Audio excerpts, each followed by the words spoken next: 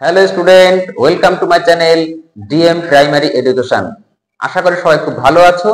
যদি কেউ চ্যানেলটিতে নতুন হয়ে থাকো তাহলে অবশ্যই চ্যানেলটি সাবস্ক্রাইব করে আমার সঙ্গে থাকো। আজ আমরা চতুর্থ শ্রেণী গণিত বিষয়ের প্রথম পর্যায়ক্রমিক মূল্যায়ন 2025-এর একটি নমুনা প্রশ্নপত্র সম্পর্কে উত্তর সহ আলোচনা করব। পূর্ণমান 20, সময় 40 মিনিট। প্রথমে দেখো আছে পরীক্ষার্থীর নাম, ক্রমিক সংখ্যা, বিদ্যালয়ের নাম, এগুলো তোমরা লিখবে প্রাথমিক শিক্ষা পর্ষদের নির্দেশ অনুযায়ী নবপ্রবর্তিত পদ্ধতি অনুসারে। অর্থাৎ আজকে আমরা যে প্রশ্নপত্রটি আলোচনা করব এটি পশ্চিমবঙ্গ প্রাথমিক শিক্ষা পর্ষদের নির্দেশ অনুযায়ী তৈরি করা। প্রথমে দেখো এক দাগের প্রশ্নে আছে শূন্যস্থানে বড় চিহ্ন অথবা ছোট চিহ্ন বসাও। 29 এবং 32, এর মধ্যে 29 ছোট, তাই এখানে ছোট চিহ্নটি বসাতে হবে। পরে দেখো আছে 18 এবং 10, 18 এবং 10-এর মধ্যে 18টি বড়, 10 ছোট, তাই এখানে বড় চিহ্ন অর্থাৎ 10-এর দিকে তীর চিহ্নটা যাবে, অর্থাৎ 18 বড়। এরপরে দেখো দুই দাগে আছে 3255 সংখ্যাটিতে 3 এর স্থানীয় মান ও প্রকৃত মান কত? 3 এর স্থানীয় মান হবে 3000 এবং 3 এর প্রকৃত মান হবে 3।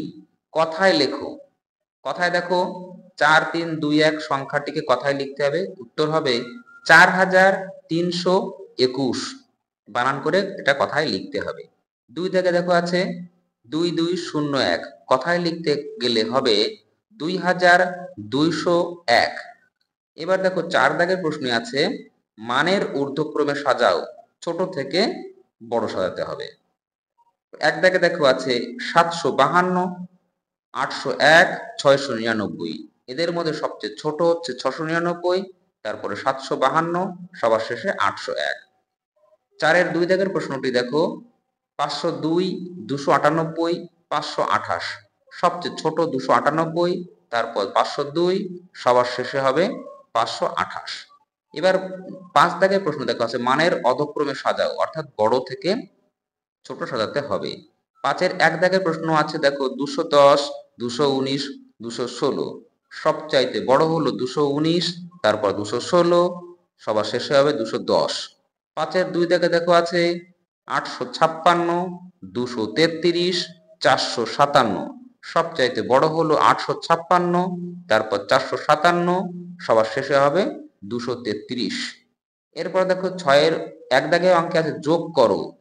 একটি যোগ আছে এখানে, খুব সহজ যোগ, তোমরা নিজেরাই করতে পারবে। 2 দাগে আছে দেখো বিয়োগ করো। 505 থেকে 118 বিয়োগ করতে হবে, বিয়োগটাও খুব সহজ, তোমরা নিজেরাই করতে পারবে।